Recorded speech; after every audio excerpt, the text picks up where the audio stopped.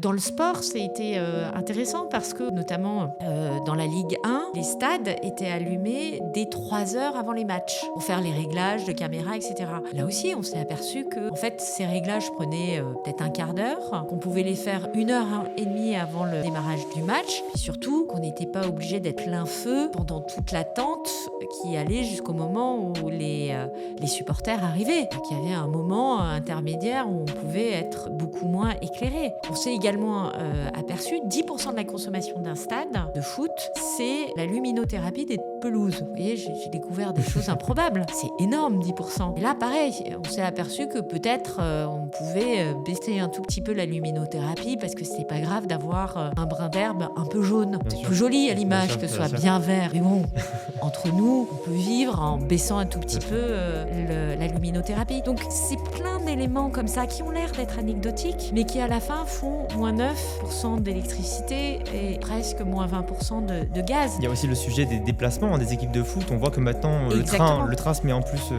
à la mode pour les équipes. C'est-à-dire on s'est aperçu que pour beaucoup d'équipes de foot, se déplacer en train, c'était pas mal, ça fonctionnait bien, ça s'organisait, y compris avec des joueurs qui étaient très connus.